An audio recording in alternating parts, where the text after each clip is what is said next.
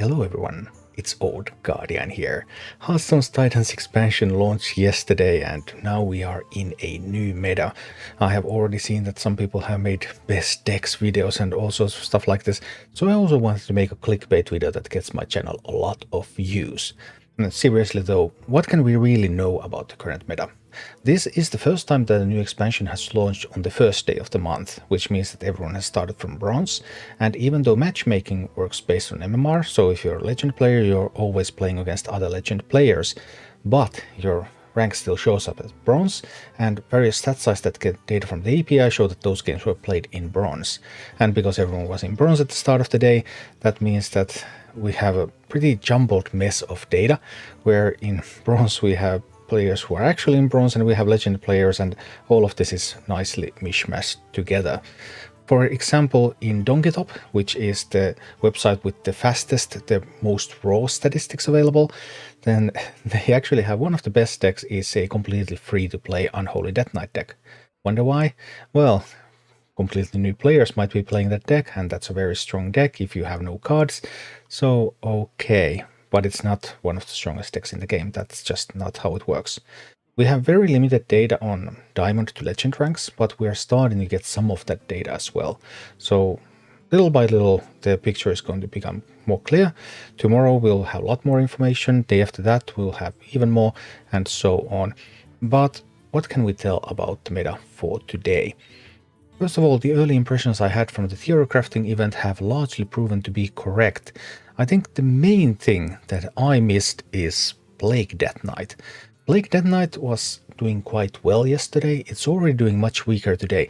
This is from Dongetop, this is the stats from Diamond to Legend, and as you can see, 448 games, 49.3% win rate, so we're already going down. HS Replay doesn't show that as bad, it shows that as 53%, so I'm not sure about why the discrepancy exactly. Well, once we have more data, we will know more. But Plague Death Knight, many people also praising it. I myself, I didn't play this on day one. I faced this deck 6 times, I won every single time. Like, okay, so I didn't give it much credit. But Plague Death Knight seems to be more playable than I gave it credit for, because I thought that it was completely unplayable. Some people are saying that, hey, it's great. 49.3% shows that it's like barely playable. Truth is somewhere out there, but you can play with plagues if you really want to. But the weaknesses of the deck are becoming more and more apparent, and Hunter matchup, Rogue matchup, Warlock matchup, there's a bunch of pretty bad matchups for this one. Then Warlock. All Warlock decks make use of Loken, and they make use of Sargeras the Destroyer. Other than that, there are 2 basic approaches that you can take to Warlock. You can go with Thaddius Warlock, have those amorphous slimes, trying a bit more minion heavy, Flesh Behemoths as well, just trying to cheat out big minions as quickly as possible. Or you can take a more control-oriented approach. The second list, the control list, is my own list. Okay, that list also has Thaddius in it, and it has Infantry Reanimate, it has Dark and Dratir, but it doesn't try to cheat out Thaddius. Actually, when I built that list, Thaddius and Phantom, their main purpose was to be gained from Loken, and then copied with Forge of Wills, and serve as fodder for wing welding, so that I could be able to clear some of those Druid boards, because I was anticipating a lot of Druid. Right now it looks like the approach that's more minion heavy, that cheats out a lot of stuff, is slightly better, but both of these are actually doing reasonably well for the time being anyway. But they do have certain weaknesses. And one of those weaknesses is Mage, because Sif is a real win condition and Spell School Mage is a successful deck so far. Play spells from all sorts of spell schools, discover a whole bunch of spells, and then ultimately Sif and some burn spells, for example Sif and Molten Rune, and then an Arcane Bolt. Boom boom. Easily more than 30 damage, and just OTK lethal unless the opponent has some armor. And it has enough defensive capabilities that it has been able to get things done, so yeah, Sif is actually a great card to unpack, and this looks like a real deck. My best deck in the Theory Crafting event was a Face Hunter deck without secrets. But there are no statistics on Face Hunter decks without secrets. Apparently other people don't really like to play that kind of deck. However, Face Hunter with secrets does see a lot of play. I mean, using Starstrong Bow, using all those new secrets, it's pretty sweet. It's also trying to do always a bigger Jormungandr together with Stonebound Gargon, so Stonebound Gargon can get cleave effect, so then always a bigger Jormungandr on that, and you just spread out that damage and deal face damage from trample effect from 3 minions. But that looks quite mediocre, so I'm not sure if that's going to really stay there. I mean, my main goal was to use always a bigger Jormungandr on Wild Seeds and also buff them otherwise with the Absorbent Parasite. This deck doesn't feature that. Maybe that is still a superior approach. We don't know yet. Yeah, there's a whole bunch of stats that we just haven't seen so far. But Observer of Myths is great, and Awakening Tremors is great. Getting those 4-1s, you can just really snowball games, and those secrets look pretty strong. And also Aggramar. Aggramar is a powerful Titan, powerful legendary card, has really earned its place in the deck. Another deck that looks very solid that I didn't have experience on in the Theory Crafting event because it couldn't be played there because it doesn't have enough new cards is Relic Demon Hunter.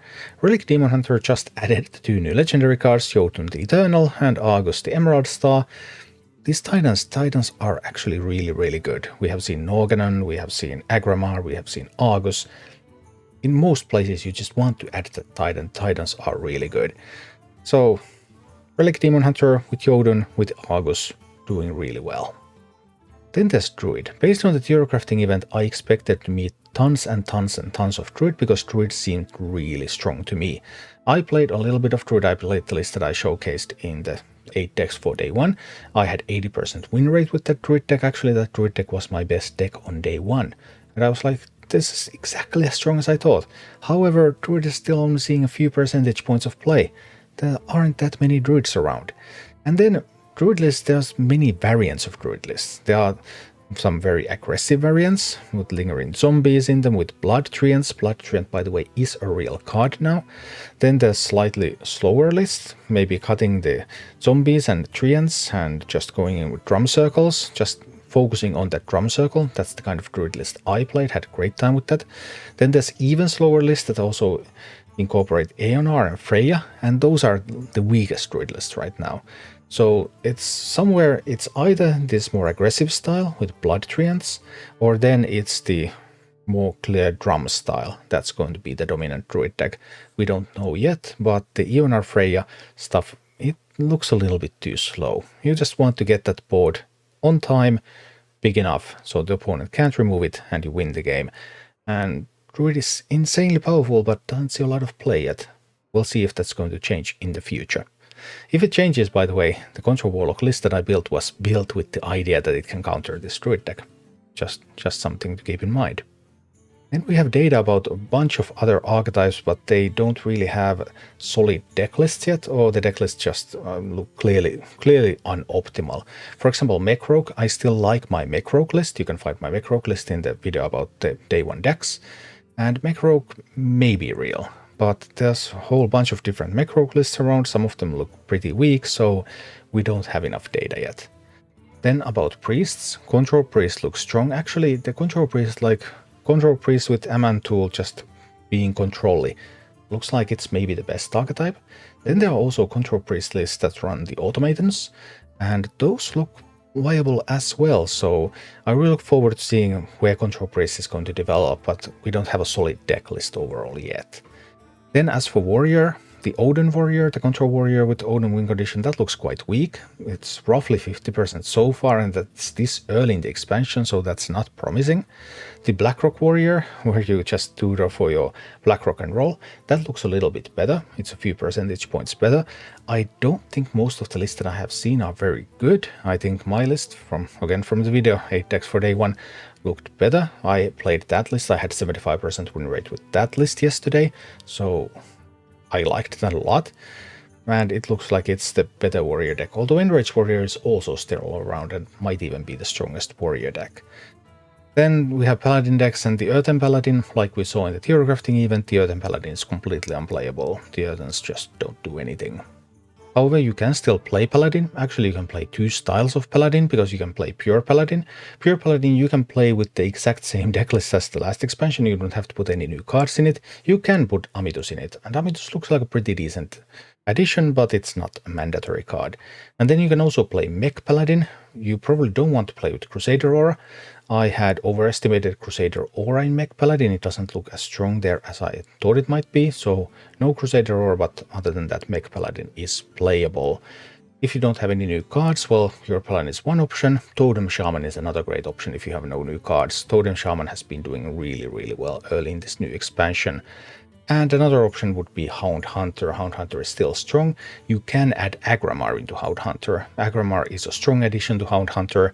Like in most cases, adding a Titan into the deck does make it a little better, but you could also play Hound Hunter even without Agramar. So that's a bit of an overview of the early Titans meta. The meta has clearly changed. Titans is a powerful expansion. There are still some decks from the old expansion, just not using any new cards that are viable, but there are many decks that make good use of Titans cards, and yeah, there's going to be plenty of experimentation, plenty of things to figure out, and once we get more statistics, we can start to refine decks even further, and I will keep you updated about all of that. Thank you for watching. Click like and subscribe if you enjoyed this, and a special thanks to all of my Patreon supporters, YouTube members and Twitch subscribers who make all of these videos possible.